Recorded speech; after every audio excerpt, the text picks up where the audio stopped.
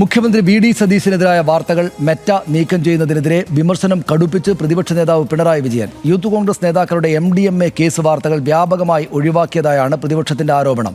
സർക്കാർ ഇടപെടലാണ് വാർത്തകൾ ഒഴിവാക്കുന്നതിന് പിന്നിലെന്നും പ്രതിപക്ഷ നേതാവ് പിണറായി വിജയൻ പറഞ്ഞു. ഇന്ത്യയിലെ ഉപഭോക്താക്കൾക്ക് ലഭ്യമാകാത്ത തരത്തിലാണ് ഈ പോസ്റ്റുകളെല്ലാം നീക്കം ചെയ്തിട്ടുള്ളത്. പ്രധാനമന്ത്രി നരേന്ദ്രമോദി, UP മുഖ്യമന്ത്രി യോഗി ആദിത്യനാഥ്, തമിഴ്നാട് മുഖ്യമന്ത്രി C. ജോസഫ് വിജയ് എന്നിവരെക്കുറിച്ചുള്ള വാർത്തകളും നീക്കം ചെയ്യപ്പെട്ടവയിലുണ്ട്. എന്നാൽ തോന്നിവാസം ചെയ്താൽ നീക്കം ചെയ്യും എന്നായിരുന്നു ആരോഗ്യമന്ത്രി K. മുരളീധരന്റെ പ്രതികരണം. സർക്കാരുകളെ വിമർശിക്കുന്ന വാർത്തകളെല്ലാം നീക്കം ചെയ്യാൻ IT നിയമങ്ങളെ ദുരുപയോഗം ചെയ്യുകയാണോ മെറ്റ? സോഷ്യൽ മീഡിയയ്ക്കും സെൻസർഷിപ്പ് ഏർപ്പെടുത്താനാണോ ഇപ്പോഴത്തെ പുതിയ നീക്കങ്ങൾ? കാണാം RDX റാപ്പ്. മുഖ്യമന്ത്രി വി.ഡി. സതീശനെ വിമർശിച്ചുള്ള സോഷ്യൽ മീഡിയ പോസ്റ്റുകളാണ് വ്യാപകമായി മെറ്റ നീക്കം ചെയ്യുന്നത്. മുഖ്യമന്ത്രിയുടെ സോഷ്യൽ മീഡിയ കോർഡിനേറ്റർ ലഹരിക്കടത്തിൽ അറസ്റ്റിലായ വാർത്തയാണ് പ്രധാനമായും പിൻവലിക്കുന്നത്. വിഴിഞ്ഞത്ത് കാണാതായ മത്സ്യത്തൊഴിലാളി ജോണിന്റെ മകളുടെ വിമർശനവും പിൻവലിച്ചിട്ടുണ്ട്. ഇന്ത്യയിലെ ഉപഭോക്താക്കൾക്ക് ലഭ്യമാകാത്ത തരത്തിലാണ് പോസ്റ്റുകളെല്ലാം മെറ്റ വിലക്കിയത്. വി.ഡി. സതീശനെ വിമർശിച്ചുള്ള സ്വകാര്യ വ്യക്തികളുടെ പോസ്റ്റുകളും വലിയ തോതിൽ ഒഴിവാക്കപ്പെട്ടിട്ടുണ്ട്. അതേസമയം MDMA കേസിൽ മുഖ്യമന്ത്രിയുടെ സോഷ്യൽ മീഡിയ കോർഡിനേറ്റർ എന്ന് അവകാശപ്പെടുന്നയാളെ ഉൾപ്പെടെ അറസ്റ്റ് ചെയ്തതിൽ വിമർശനം കടുപ്പിക്കുകയാണ് പ്രതിപക്ഷം. കേസുമായി ബന്ധപ്പെട്ട വാർത്തകൾ നീക്കുന്നത് സർക്കാർ ഇടപെടലിലൂടെയാണെന്ന് പിണറായി വിജയൻ ആരോപിച്ചു. കേന്ദ്ര സർക്കാർ മെറ്റയെ ഉപയോഗിച്ച് സ്വീകരിക്കുന്ന അതേ നടപടിയാണ് വി.ഡി. സതീശൻ സർക്കാർ നടപ്പിലാക്കുന്നത്.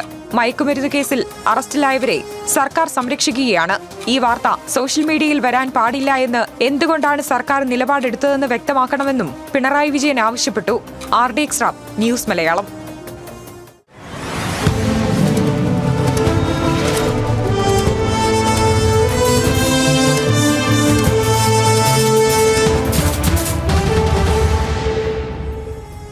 മാധ്യമ സെൻസർഷിപ്പ് ഏർപ്പെടുന്നതിൽ കേന്ദ്ര സർക്കാരിന്റെ പാതയിലാണ് കേരളത്തിലെ UDF സർക്കാരുമെന്ന് പ്രതിപക്ഷ നേതാവ് പിണറായി വിജയൻ ആരോപിച്ചു. വിമർശന പോസ്റ്റുകൾ നീക്കം ചെയ്യുന്ന മുഖ്യമന്ത്രി ഭീരുവാണ് എന്നായിരുന്നു മുൻമന്ത്രിയും MLA-യുമായ PM മുഹമ്മദ് റിയാസിന്റെ പരിഹാസം. RSSുമായുള്ള ബന്ധം കൊണ്ടാണ് മുഖ്യമന്ത്രിക്കെതിരായ പോസ്റ്റുകൾ നീക്കം ചെയ്യപ്പെടുന്നതെന്ന് DYFIയും വിമർശിച്ചു. ചാനലിലെ അട്ടഹാസം കൊണ്ട് പേടിപ്പിക്കേണ്ടെന്നും തോന്നിവാസം കാണിച്ചാൽ മെറ്റ വാർത്തകൾ നീക്കം ചെയ്യുമെന്നാണ് ആരോഗ്യമന്ത്രി K. മുരളീധരൻ പ്രതികരിച്ചത്. തൂഫാൻ നല്ല രീതിയിലുള്ള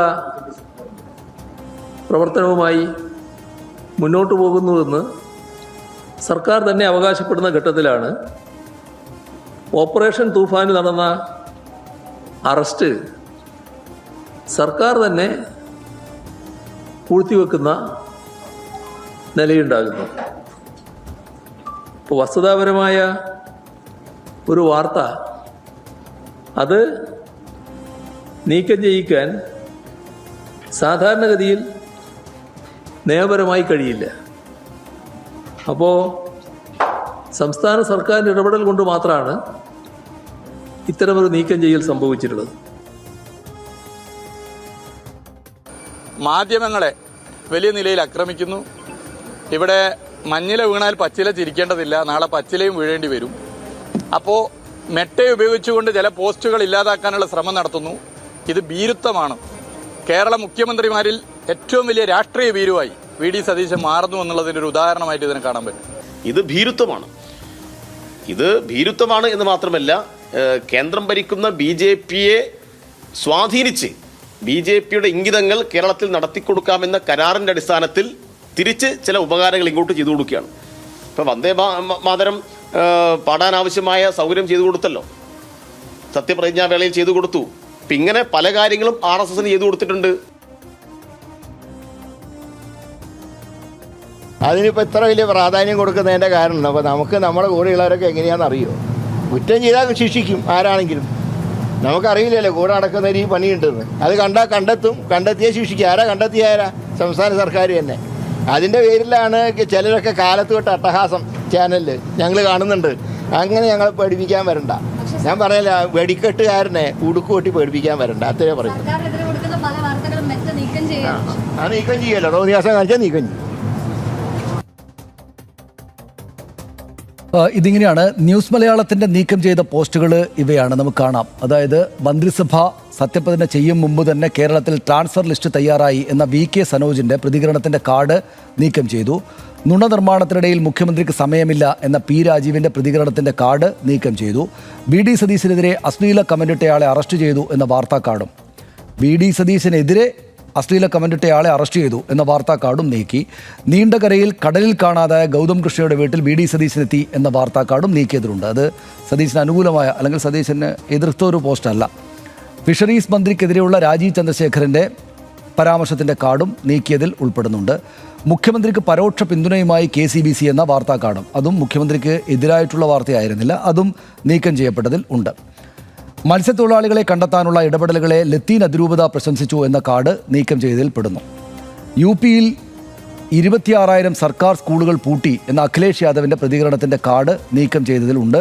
പോലീസ് മർദ്ദിച്ച പെൺകുട്ടികളോടെങ്കിലും മോദി മാപ്പ് ചോദിക്കുമോ എന്ന അഭിജിത് ദീപ്കയുടെ ചോദ്യത്തിൻ്റെ കാർഡ് നീക്കം ചെയ്തതിലുണ്ട്. വന്ദേമാതര ആലാപനത്തിൽ കേന്ദ്ര നിർദ്ദേശം പ്രതിരോധിക്കാൻ തമിഴ്നാട് എന്ന കാർഡ് നീക്കം ചെയ്യപ്പെട്ടു. സഭയിൽ വാക്പോരുമായി ബ്രിട്ടാസും നിർമ്മലാ സീതാരാമനും എന്ന കാർഡ് നീക്കം ചെയ്തിട്ടുണ്ട്. ഹിമാചൽ പ്രദേശിൽ പെട്രോളിനും ഡീസലിനും 60 പൈസ കൂട്ടി എന്ന വാർത്താ കാർഡും നീക്കിയിട്ടുണ്ട്. ഇതൊക്കെയാണ് ഇത്. ശ്യാമിലി, ഇത് കഴിഞ്ഞ മണിക്കൂറുകളിൽ വ്യാപകമായിട്ട് ചർച്ച ചെയ്യപ്പെട്ടിട്ടുണ്ട്. നമ്മുടെ വാർത്താ കാർഡുകൾ ഇങ്ങനെ ഔചിത്യമില്ലാതെ നീക്കപ്പെടുകയാണ്. എന്തെങ്കിലും ഒരു പ്രധാനപ്പെട്ട പോയിന്റ് എന്ന നിലക്ക് ഇപ്പം ഹിമാചൽ പ്രദേശിൽ ഇന്ധനത്തിന് വില കൂടി എന്ന മറ്റുള്ളൊരു വാർത്തയുടെ കാർഡും നീക്കം ചെയ്യുകയാണ്. അപ്പം മഹാഗുരുതരമായിട്ടുള്ള ഇത്തരം കുഴപ്പങ്ങൾ കാണിക്കുന്നു എന്ന കാര്യത്തിൽ സംശയമില്ല. എന്താ ശ്യാമിലിക്ക് തോന്നുന്നത്? നമ്മൾ നമ്മുടെ സംസ്ഥാനത്തെ മാത്രമല്ല മറ്റെല്ലായിടത്തെയും കാര്യങ്ങൾ നമ്മൾ കാണും. അതിലൊക്കെയും ഭരണവർഗത്തിനെതിരായിട്ടുള്ള കാർഡുകൾ തന്നെയാണ് നീക്കം ചെയ്യപ്പെട്ടവരിൽ ഭൂരിഭാഗവും. നമ്മുടെ സംസ്ഥാനത്തേക്ക് വരുമ്പോൾ അത് VD സതീശനുമായി ബന്ധപ്പെട്ട കാർഡുകളാണ് കൂടുതൽ നീക്കം ചെയ്തിരിക്കുന്നത്. അതെതിരെയോ അനുകൂലിക്കുന്നവയോ ഉള്ളത് തുലോം തുച്ഛം, വളരെ കുറവ് മാത്രം. നമ്മുടെ മാത്രം രണ്ടെണ്ണേ ഉള്ളൂ. പക്ഷെ ബാക്കിയെല്ലാം വളരെ ഗൗരവമായിട്ടുള്ള ചില കാര്യങ്ങൾ പറയുന്ന, ചില ആക്ഷേപങ്ങൾ ഉന്നയിക്കുന്ന കാർഡുകളാണ് പോയിരിക്കുന്നത് എന്നുള്ളതാണ് ഇതിലെ പ്രധാനപ്പെട്ട കാര്യം. അപ്പോൾ അത് ഭരണവർഗ വിമർശനം ഉൾപ്പെടുന്ന വാർത്തകളും കാർഡുകളും നീക്കം ചെയ്തിരിക്കുന്നു. നമുക്ക് ഒറ്റവാക്കിൽ എന്തായാലും പറയുക തന്നെ ചെയ്യാം. അതങ്ങനെ സംഭവിച്ചിരിക്കുന്നു എന്നുള്ളതാണ്. ഇപ്പം ഞാൻ ആലോചിക്കുമ്പം കഴിഞ്ഞ സർക്കാരിൻ്റെ കാലത്ത്, പിണറായി സർക്കാരിൻ്റെ കാലത്ത് അദ്ദേഹം ഒരു കടക്ക് പുറത്ത് പറഞ്ഞതിൻ്റെ പേരിൽ മാത്രം അഭിപ്രായ സ്വാതന്ത്ര്യത്തിനും മാധ്യമ സ്വാതന്ത്ര്യത്തിനും വേണ്ടി വലിയ രീതിയിൽ മാധ്യമപ്രവർത്തകർക്കൊപ്പം അല്ലാത്തവർക്കൊപ്പവും നിലകൊള്ളുകയും കാര്യങ്ങൾ പറയുകയും ആ കാലത്ത് സർക്കാരിനെതിരെ അതിരൂക്ഷ വിമർശനങ്ങൾ അഴിച്ചുവിടുകയും ചെയ്ത് ഇവിടെ ഒരു ഏകാധിപതിയാണ് ഭരിക്കുന്നത് എന്ന തരത്തിലുള്ള കനത്ത വിമർശനങ്ങൾ ഉന്നയിച്ച ആളാണ് ഇന്നത്തെ മുഖ്യമന്ത്രിയായ VD സതീശൻ എന്നുള്ളതും. അത്രയധികം പ്രകടനപരതയായിരുന്നു ആ കാര്യത്തിൽ ഉണ്ടായിരുന്നത്. എന്നിട്ടോ അധികാരത്തിലെത്തിയപ്പോൾ എന്ത് ചെയ്തു? സമരഗേറ്റ് തുറക്കുന്നു, മീഡിയക്കാർക്ക് സെക്രട്ടേറിയറ്റിൽ പാസ്സില്ലാതെ പ്രവേശനം നൽകുന്നു. എന്തൊക്കെയായിരുന്നു പറഞ്ഞത്? മാധ്യമ സ്വാതന്ത്ര്യം ഈ സർക്കാർ പുനഃസ്ഥാപിക്കുന്നു, അഭിപ്രായ സ്വാതന്ത്ര്യം വീണ്ടും വരുന്നു. ഇങ്ങനെയായിരുന്നു അനുകൂലമായിട്ടുള്ള പോസ്റ്റുകളും അനുകൂലമായിട്ടുള്ള വർത്തമാനങ്ങളും ഉണ്ടായിരുന്നത്. ജനാധിപത്യം ഇവിടെ പുലർന്നു എന്ന നിലക്കൊക്കെ ആയിരുന്നു സംസാരിച്ചിട്ടുണ്ട്. കാരണം പഴയ സർക്കാരുമായി തട്ടിച്ചും അവർ ചെയ്ത പ്രവർത്തനങ്ങളെ റദ്ദ് ചെയ്തുകൊണ്ടുള്ള കാര്യങ്ങളാണല്ലോ ഈ സർക്കാർ ചെയ്തിരിക്കുന്നത്. എന്നിട്ട് ഇപ്പോൾ ആലോചിക്കുമ്പോഴോ നാടോടിക്കാട്ടിൽ തിലകം പെട്ടി തുറന്ന പോലെയായി. എവിടെ ഡോളർ എവിടെ എന്ന് ചോദിച്ച പോലെയാണ്. എവിടെ അഭിപ്രായ സ്വാതന്ത്ര്യം എവിടെ? എവിടെ മാധ്യമ സ്വാതന്ത്ര്യം എവിടെ എന്നല്ലേ നമ്മളിപ്പോൾ ചോദിക്കുക. അതിന് തുടക്കം ചില അനുരണനം ഇതിൻ്റെയൊക്കെ ബാക്കിയായിട്ട് അദ്ദേഹം തുടക്കം ചില സാധനങ്ങൾ തുടങ്ങി വെച്ചിരുന്നു. അന്ന് സമരഗേറ്റ് തുറന്നത് അങ്ങ് അടച്ചു, മീഡിയക്കാർക്ക് അങ്ങ് പാസ് ഏർപ്പെടുത്തി. ഇതൊക്കെ ലൈറ്റായിട്ട് ഇതിലൂടെ അങ്ങ് കയറിപ്പോണ്ടായിരുന്നു. നിങ്ങളുടെ എല്ലാ ചോദ്യങ്ങൾക്കും ഞാൻ ഇരുന്ന് തരും എന്ന് പറഞ്ഞ മുഖ്യമന്ത്രി പത്രസമ്മേളനത്തെത്തുമ്പോൾ മൈക്കൈഡി വെച്ച് വിലയിരുത്തിക്കൊണ്ട് കാര്യങ്ങൾ പറയുന്നു, പരിഹസിക്കുന്നു, പുച്ഛിക്കുന്നു, മാധ്യമപ്രവർത്തകരെ കുറ്റപ്പെടുത്തുന്നു. മാത്രവുമല്ല എൻ്റെ പത്രസമ്മേളനം കലക്കാൻ വന്നവരാണ് നിങ്ങളൊക്കെ എന്ന് പറഞ്ഞ് ആക്ഷേപിക്കുന്നു. കടക്ക് പുറത്ത് പറഞ്ഞില്ലെന്നേ ഉള്ളൂ, ബാക്കി എല്ലാ കാര്യങ്ങളും അദ്ദേഹം പറയുന്നുണ്ട്. എന്നെ കൊണ്ടൊന്നും പറയിപ്പിക്കരുത്, എന്നെ കൊണ്ട് ചോദിപ്പിക്കരുത്, ഇങ്ങനെയൊക്കെ ആയിരുന്നില്ലേ അദ്ദേഹത്തിൻ്റെ കാര്യങ്ങൾ ഇവിടെ ഉണ്ടായിരുന്നത്. അതുകൊണ്ടാണ് ഞാൻ ചോദിക്കുന്നത്, എവിടെയാണ് അഭിപ്രായ സ്വാതന്ത്ര്യം, എവിടെയാണ് മാധ്യമ സ്വാതന്ത്ര്യം എന്നുള്ളത്? അപ്പോൾ അതും കഴിഞ്ഞാണ് ഇപ്പോൾ ഡിജിറ്റലിലേക്ക് കാര്യങ്ങൾ എത്തിയിരിക്കുന്നത്. സോഷ്യൽ മീഡിയ നിയന്ത്രിക്കണമെന്നൊരു അഭിമുഖത്തിൽ പറയുകയും ചെയ്തു. അത് ഞാൻ അതിലേക്ക് വരാം. ഇന്ത്യ ടുഡേയിലായിരുന്നു അത് ഉണ്ടായിരുന്നത്. അപ്പോൾ അതും കഴിഞ്ഞിട്ടാണ് നിലവിൽ ഡിജിറ്റലിലേക്ക് കാര്യങ്ങൾ എത്തിയിരിക്കുന്നത്. ഒരു ലൈറ്റായിട്ടുള്ള ഒരു ഡിജിറ്റൽ അടിയന്തരാവസ്ഥ പോലെയാണ് നിലവിൽ നമ്മുടെ സംസ്ഥാനത്ത് അനുഭവപ്പെടുന്നത്. അത് ഈ പോസ്റ്റുകൾ മാധ്യമ പ്രവർത്തകരുടെ, അതായത് മാധ്യമ സ്ഥാപനങ്ങളുടെ വാർത്താ കാർഡുകൾ മാത്രമല്ല, അതുമായി ബന്ധപ്പെട്ട് അതടക്കം ഷെയർ ചെയ്തുകൊണ്ട് അഭിപ്രായങ്ങൾ പങ്കുവച്ച നേതാക്കളുടെ അടക്കം പോസ്റ്റുകൾ കാണാതാവുകയാണ്. ചില ഘട്ടങ്ങളിലൊക്കെ റിപ്പോർട്ട് ചെയ്ത് പൂട്ടിക്കുകയാണോ എന്ന് നമ്മൾ ആലോചിക്കേണ്ടിയിരിക്കുന്നു. പക്ഷെ അങ്ങനെ അല്ലാതെയും സംഭവങ്ങൾ ഇവിടെ ഉണ്ട് എന്നുള്ളതാണ്. ഇതിലൊക്കെ ഒരു സർക്കാർ ഇടപെടലുണ്ട് എന്ന് വിശ്വസിക്കാൻ തക്കതായ രീതിയിൽ തന്നെയാണ് കാര്യങ്ങളുള്ളത്.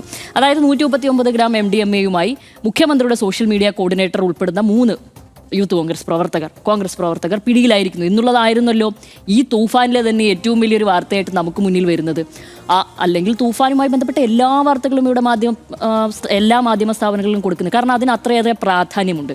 ഈ സർക്കാരിന് ഏറ്റവും അധികം സൽപ്പേരുണ്ടാക്കി കൊടുത്ത ഒരു കാര്യമാണ് തൂഫാൻ എന്നുള്ളത്. പക്ഷേ ഇവിടെയും എന്തുകൊണ്ട് അത് സൽപ്പേരായി തന്നെ നിലനിന്നോട്ടെ, അത് കുഴപ്പമില്ല. മുഖ്യമന്ത്രിയുടെ മീഡിയ കോർഡിനേറ്റർ ആണെങ്കിൽ അദ്ദേഹം അതിന് വന്ന് മറുപടി പറഞ്ഞാൽ മതി. അതുമായി ബന്ധപ്പെട്ടവർ അവിടെ വന്ന് മറുപടി പറഞ്ഞാൽ മതി. അത് ആളുകൾ കൂടി ബോധ്യപ്പെടുന്ന രീതിയിലായിരിക്കണം എന്നുള്ളതല്ലേ. ഇത് പുരികത്തിലൂടെ പോകേണ്ടത് കണ്ണു കുത്തുന്ന രീതിയിലല്ലേ. അതുമായി ബന്ധപ്പെട്ട വാർത്തകളാണ് ആദ്യം പോയതെന്നുള്ളതാണ് അതിലെ ഏറ്റവും പ്രധാനപ്പെട്ട കാര്യം. അത് വെയിലിരിക്കുന്ന പാമ്പിനെടുത്ത് ചുമലി വെക്കുകയല്ലേ ഇപ്പോൾ ചെയ്തിരിക്കുന്നത്. നമ്മളെ കൊണ്ടടക്കം പറയും. ഇതിപ്പോൾ ആരുമില്ലാതെ അദ്ദേഹം അത് വിശദീകരിച്ച ശേഷമോ അതിനൊരു തിരുത്തോ എന്ന നിലക്ക് ആ വാർത്തയ്ക്ക് മറുവാർത്തകൾ വരും. ഒരു വാർത്ത ഇങ്ങ് വന്നു കഴിഞ്ഞാൽ അതിൻ്റെ പ്രതികരണങ്ങൾ വരില്ലേ, പിന്നീട് അതിനൊരു ഫാക്ട് ചെക്ക് നടക്കില്ലേ. ഇത്തരം കാര്യങ്ങൾ ഇവിടെ നടന്നു. ഇതല്ലേ എല്ലാ കാലത്തും ഇവിടെ നടന്നുകൊണ്ടിരിക്കുന്നത്. അല്ലാതെ ഏതെങ്കിലും ഒരു വാർത്ത വന്നു കഴിഞ്ഞാൽ അതങ്ങ് സ്ഥാപിച്ചേക്കല. അങ്ങനെയുണ്ടോ? ഇല്ലല്ലോ. കേസിൽ ഇന്നയാൾ അറസ്റ്റിലായി, ആ കേസിൻ്റെ വിചാരണ കഴിഞ്ഞിട്ട് ഇന്ന പ്രതി ഇന്ന പോലെ ശിക്ഷിക്കപ്പെടുന്നു. ഇങ്ങനെയൊക്കെയല്ലേ ഇവിടെ സമ്പ്രദായമുള്ളത്. അപ്പോൾ ഇത് സോഷ്യൽ മീഡിയ കോർഡിനേറ്റർ എന്നുള്ളത് യൂത്ത് കോൺഗ്രസ് പ്രവർത്തകൻ എന്ന നിലയ്ക്ക് അദ്ദേഹവുമായി ഏറ്റവും സ്വകാര്യമായ നിമിഷങ്ങൾ നമ്മൾ അദ്ദേഹത്തിൻ്റെ ഫേസ്ബുക്ക് പേജിൽ പോയി നോക്കുമ്പോഴൊക്കെ കാര്യങ്ങൾ അദ്ദേഹം അയച്ചിട്ടുണ്ട്. അതായത് ഇന്നത്തെ മുഖ്യമന്ത്രിയായ വി ഡി സതീശനുമൊത്തുള്ള അയാളുടെ ഏറ്റവും സ്വകാര്യ നിമിഷങ്ങൾ, കുട്ടിയുടെ പിറന്നാളടക്കം പറവൂരിലെ വീട്ടിൽ, കാസർഗോട്ടെ വീട്ടിൽ തുടങ്ങി ചില മൊമെന്റ്സ് ഒക്കെ ഉണ്ട്. അപ്പോൾ ഇതിലെന്തോ ഒളിക്കാനുണ്ട് എന്ന നിലയ്ക്കല്ലേ ഇപ്പോൾ ആളുകൾ ഈ പോസ്റ്റുകൾ നീക്കം ചെയ്യുമ്പം ആദ്യഘട്ടത്തിൽ മനസ്സിലാക്കുക. മറ്റൊരു പോസ്റ്റുകൾ വിഴിഞ്ഞത്ത് കാണാതായ ജോണിൻ്റെ മകളുടെ മുഖ്യമന്ത്രിക്കെതിരായ വിമർശനം, ആ വാർത്താക്കാർഡ് പോയിരിക്കുന്നു. അതുമായി ബന്ധപ്പെട്ട് അത് പങ്കുവെച്ചവരുടെ കാർഡുകളും അപ്രത്യക്ഷമായിരിക്കുന്നു. ക്ഷേമ പെൻഷൻ വിതരണത്തിലെ മാറ്റത്തെ ചോദ്യം ചെയ്ത പ്രതിപക്ഷ നേതാവിൻ്റെ പ്രതികരണം, ആ വാർത്താക്കാർഡ് പോയിരിക്കുന്നു. പിന്നെ പി ജയരാജൻ, ബിനോയ് വിശ്വം തുടങ്ങി പ്രതിപക്ഷ നേതാക്കളെല്ലാം മുഖ്യമന്ത്രിക്കെതിരെ ഉന്നയിച്ച വിഷയങ്ങൾ അത് വാർത്തയായി വന്നപ്പോൾ ആ കാർഡുകളും വാർത്തകളും അപ്രത്യക്ഷമായിരിക്കുന്നു. നമുക്ക് മാത്രം 12 എണ്ണമാണ് പോയിട്ടുള്ളത്. മറ്റ് റിപ്പോർട്ടർ TV തുടങ്ങി ഏഷ്യാനെറ്റ് തുടങ്ങിയ എല്ലാവരുടെയും വാർത്തകൾ ഇതുപോലെ കാണാതായിട്ടുണ്ടെന്നുള്ളത് എണ്ണി നോക്കണം. ഇവരൊക്കെ നമ്മളിപ്പോൾ എണ്ണി നോക്കിയതുകൊണ്ടാണ് 12 എണ്ണം പോയിരിക്കുന്നത് എന്നുള്ളത് മനസ്സിലാക്കുന്നത്. അപ്പോൾ ഞാൻ ആദ്യം പറഞ്ഞ കാര്യം പറയും, ഇതിലൊക്കെ കോമൺ ആയിട്ടുള്ള എലമെന്റ് മുഖ്യമന്ത്രി വി ഡി സതീശനാണ്. അനുകൂലിച്ചായാലും പ്രതികൂലിച്ചായാലും. അപ്പോൾ ആരെയാണ് ഇവർ വെള്ള പൂശാനോ ക്ലീൻ ചിറ്റ് നൽകുവാനോ ശ്രമിക്കുന്നത്? അത് മുഖ്യമന്ത്രി വി ഡി സതീശനെയാണ്. അതിലെന്താ തർക്കമുള്ളത്? അപ്പോൾ ഞാൻ പറയുകയാണ്, കഴിഞ്ഞ ദിവസമാണ് സോഷ്യൽ മീഡിയയിൽ നിയന്ത്രണം കൊണ്ടുവരുന്നതിനെ പറ്റി ഏറ്റവും അനുകൂലമായ ഒരു പ്രതികരണം അദ്ദേഹം ഇന്ത്യ ടുഡേക്ക് നൽകിയിരിക്കുന്നത്. അന്ന് അദ്ദേഹം പറഞ്ഞിരിക്കുന്നത് ഒരു സുപ്രീം കോടതി വിധിയുണ്ട്, അത് ഓർമ്മിപ്പിക്കുകയും ചെയ്തിരുന്നു. അതായത് സോഷ്യൽ മീഡിയ നിയന്ത്രിക്കുന്നത്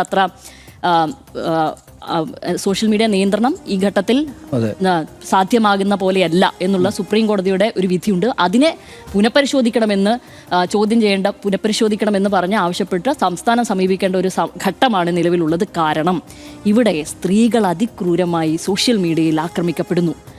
അവർക്കെതിരെ വലിയ രീതിയിൽ സൈബർ ആക്രമണം അഴിച്ചുവിടുന്നു. അതെന്തൊരു കഷ്ടമാണ് എന്നാണ് അദ്ദേഹം പറഞ്ഞത്. വളരെ സ്വീകാര്യമായ കാര്യം. കുറ്റവാളികൾ അവരെ ന്യായീകരിക്കുന്ന രീതിയിൽ, വെളുപ്പിക്കുന്ന രീതിയിൽ ഇവിടെ സോഷ്യൽ മീഡിയകൾ ഉപയോഗിക്കുന്നു.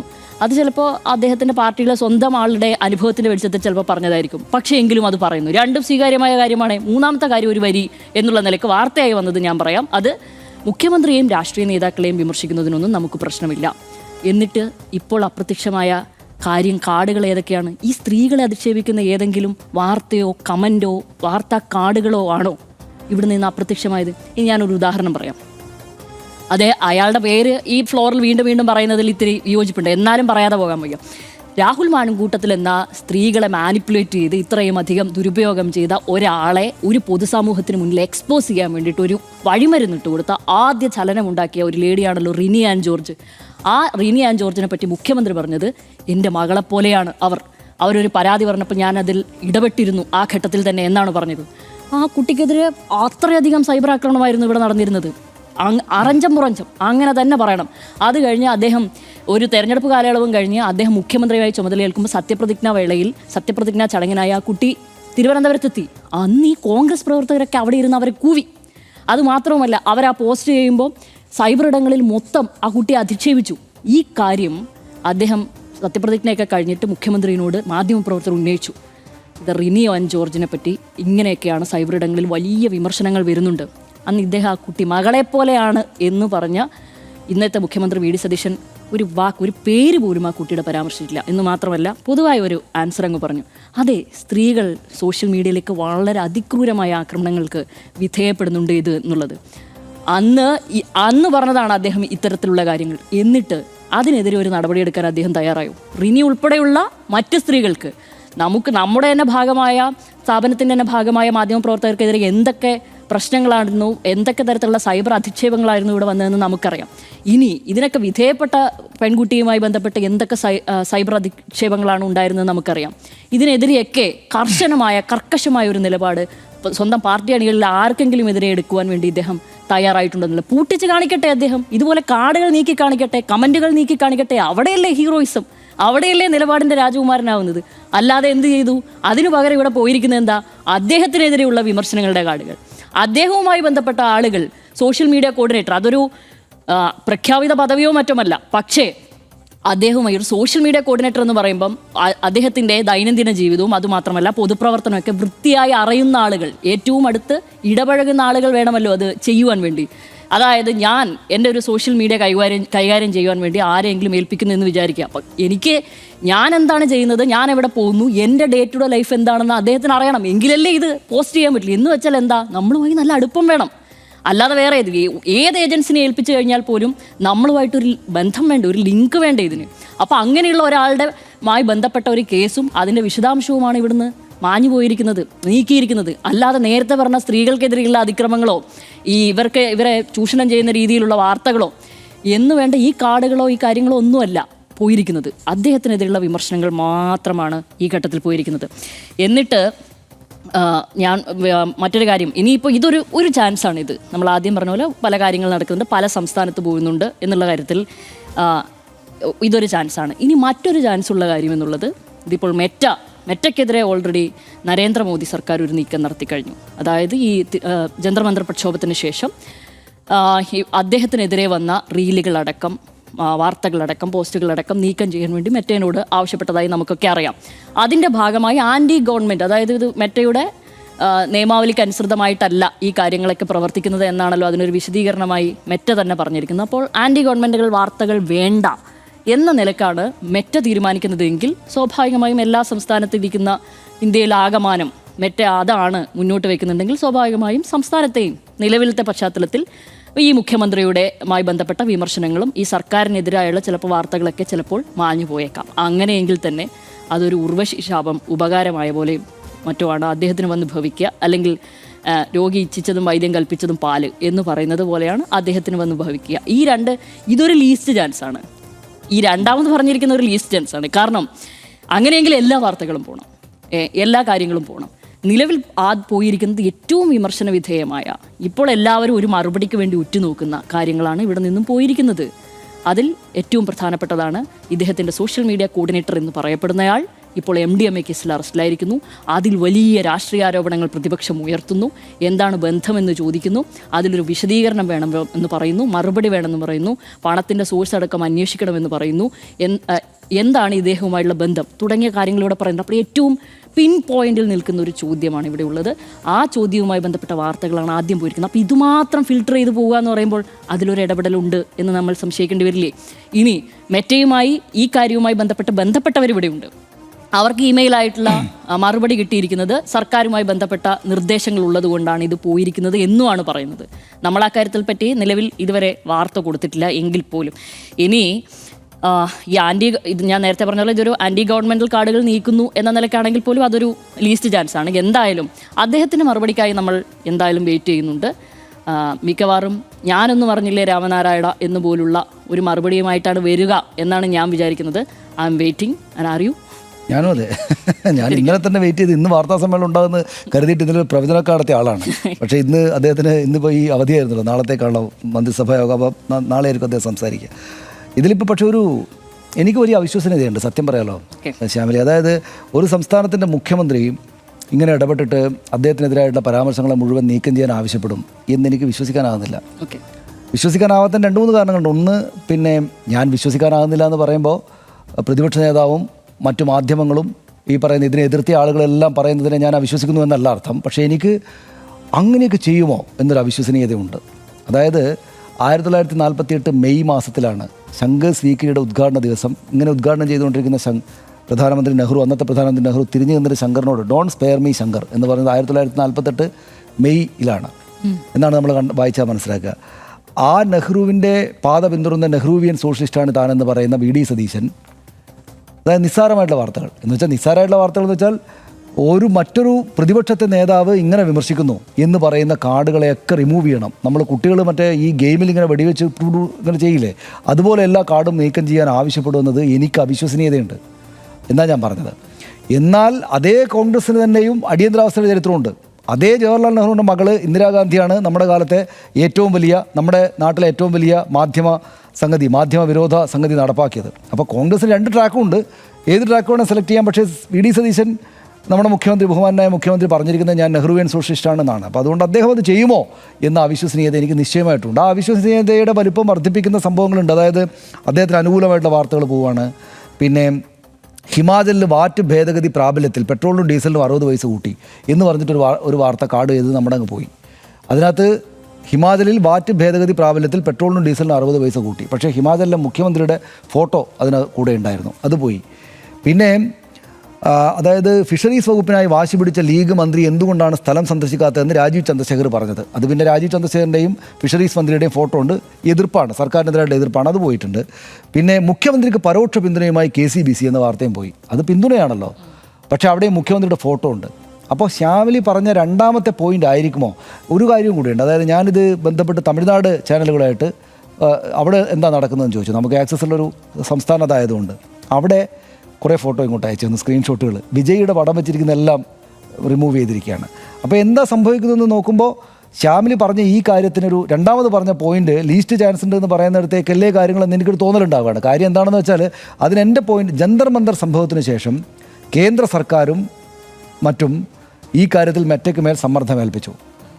സമ്മർദ്ദത്തിലായ മെറ്റ കേന്ദ്ര സർക്കാരിനെ അങ്ങോട്ട് റെഡിയായി കൊടുത്തു. പിന്നെ സംസ്ഥാനങ്ങളിലെ മുഖ്യമന്ത്രിമാരുടെ ഫോട്ടോ വരുന്നതും ഒഴിവാക്കാൻ തീരുമാനമെടുത്തോ എന്ന് നമുക്ക് സംശയം തോന്നും. പക്ഷേ അപ്പോൾ ശ്യാമിലി പറഞ്ഞ പ്രശ്നം നമ്മുടെ മുന്നിലേക്ക് വരിക. അങ്ങനെയാണ് എല്ലാ വാർത്തയും പോകണ്ടേ. അങ്ങനെ വാർത്ത പോകുന്നില്ല. പിന്നെ വി ഡി സതീശൻ ഇടപെടുക എന്ന് വെച്ചാൽ വി ഡി സതീശൻ കേരളത്തിൽ വിദ്യാർത്ഥി രാഷ്ട്രീയക്കാരനായിട്ട് തുടങ്ങിയ ആളാണ്.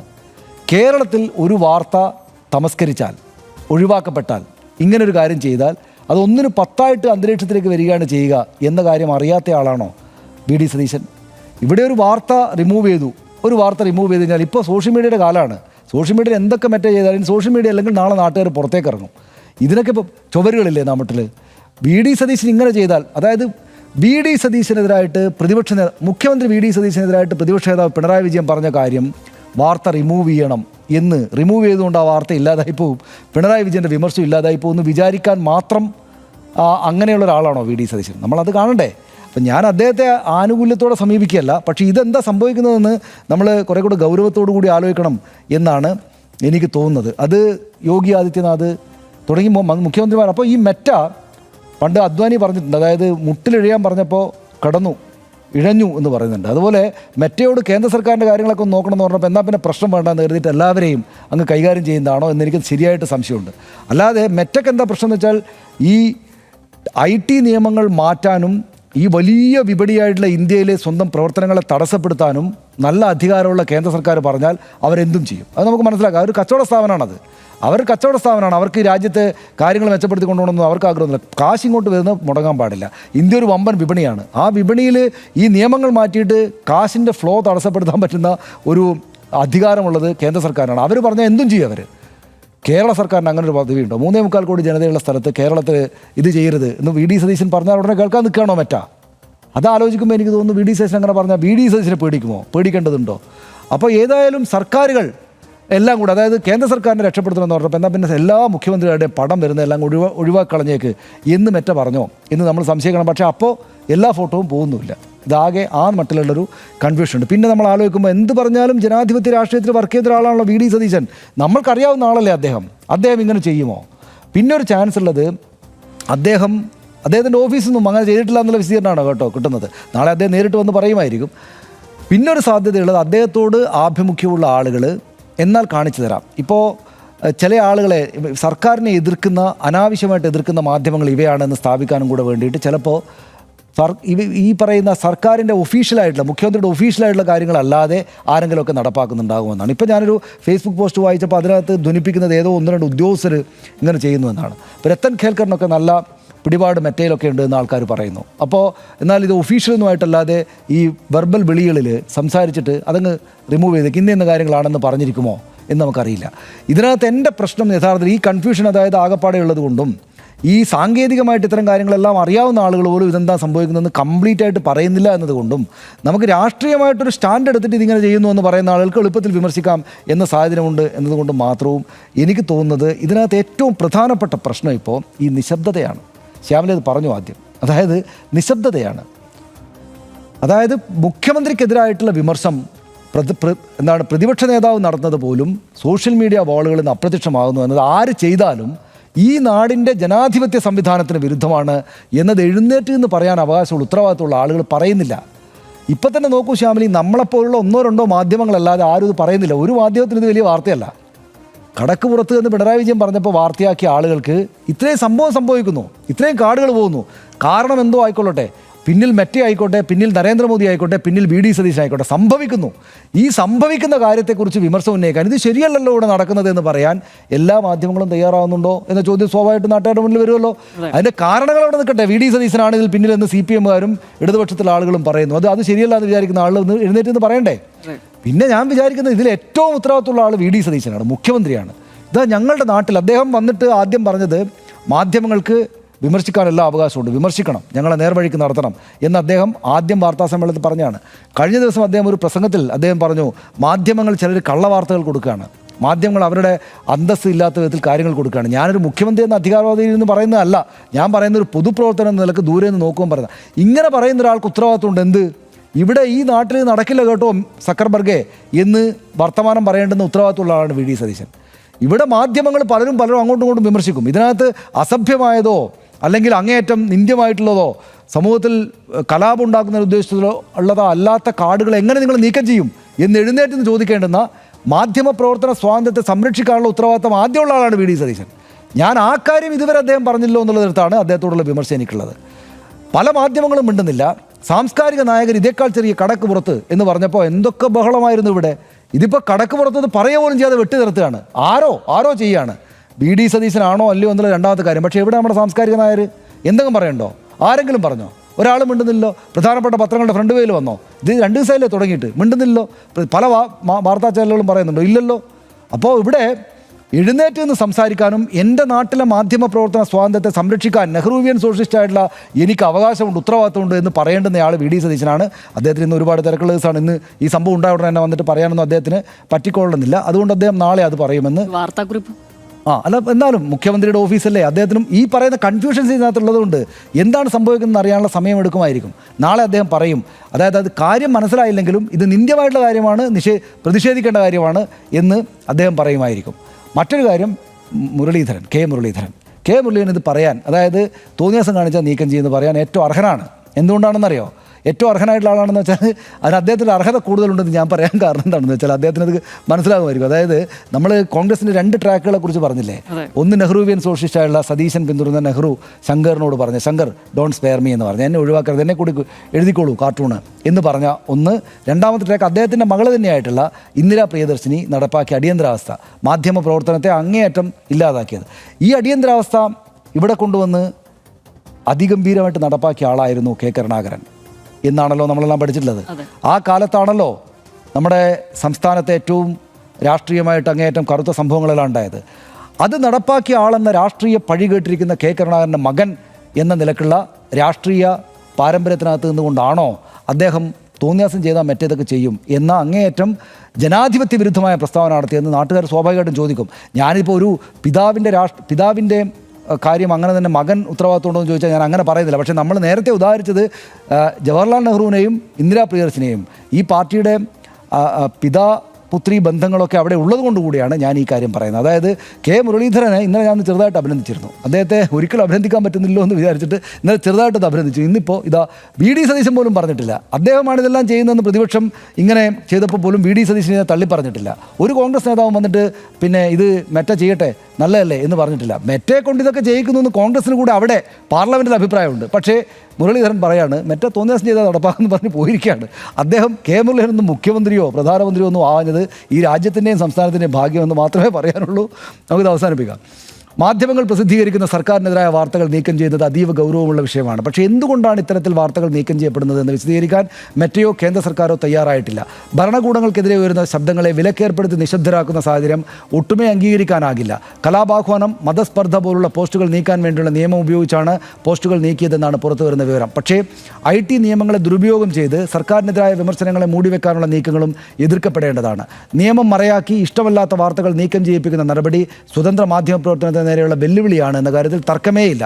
തോന്നിവാസം കാണിച്ചാൽ വാർത്തകൾ നീക്കം ചെയ്യുമെന്നായിരുന്നു ആരോഗ്യമന്ത്രി K. മുരളീധരന്റെ ഭീഷണി കലർന്ന പ്രതികരണം. എന്തായാലും ഒരു അപ്രഖ്യാപിത ഡിജിറ്റൽ അടിയന്തരാവസ്ഥയിലേക്കാണോ നമ്മുടെ രാജ്യവും സംസ്ഥാനവും നീങ്ങുന്നത് എന്ന് വരും ദിവസങ്ങളിൽ അറിയാം.